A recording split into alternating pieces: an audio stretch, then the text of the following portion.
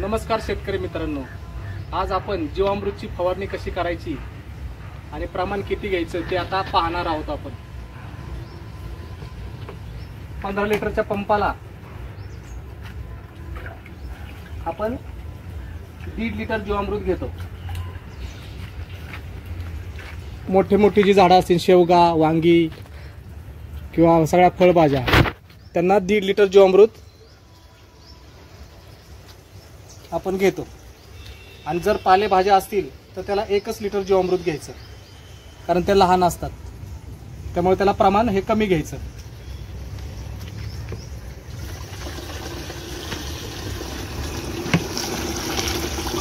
आता हे 1.5 लिटर जीवामृत आपण शेवग्याला फवारण्यासाठी वापरणार आहोत। आता हे 1.5 लिटर जीवामृत आणि उरलेलं 15 लिटर पाणी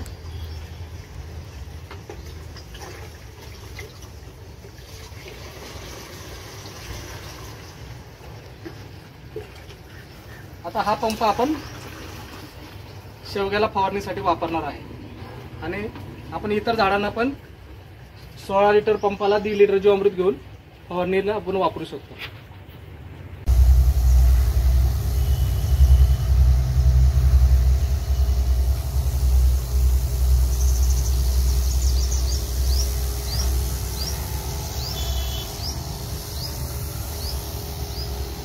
अशा पद्धतीने शेवग्याला दर पौर्णिमेला जीवामृतची फवारणी करायची।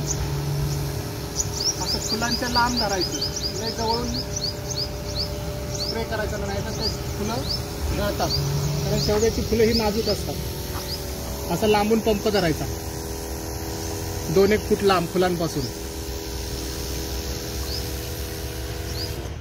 आता 1 लिटर जीवामृत आपण फ्लावर, कोबी ह्या छोट्या भाज्या किंवा कोथिंबीर ज्या 15 दिवसाच्या आहेत त्यांना मारण्यासाठी आपण 1 लिटर जीवामृत घेत असतो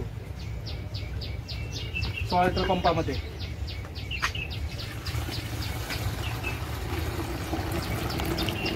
एक लिटर जीवामृत आणि 15 लिटर पाणी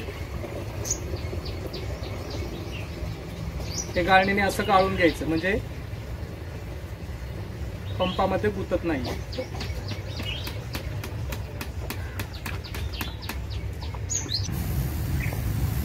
दर पौर्णिमेला जीवामृतची फवारणी घ्यायची म्हणजे घ्यायची। आणि 16 लिटर पंपाला 1 लिटर वापरायचं पालेभाज्यांसाठी, कारण त्या लहान असतात। आणि मोठ्या झाडांसाठी 1.5 लिटर वापरायचं। आणि शक्यतो जीवामृत मारताना सकाळी 10च्या आत आणि संध्याकाळी 4 नंतर अशी फवारणी करायची।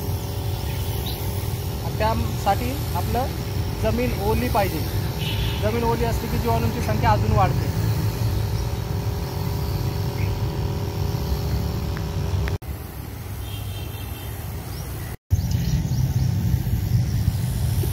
अशा पद्धतीने दर पौर्णिमेला जीवामृतची फवारणी आणि अमावस्येला दशपर्णी किंवा अग्निअस्त्राची फवारणी घ्यायची म्हणजे घ्यायची।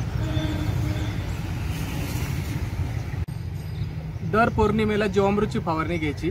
मी सांगितल्याप्रमाणे जे गुरुजींनी पुस्तकात सांगितले त्याप्रमाणे ते प्रमाण घ्यायचं आपलं।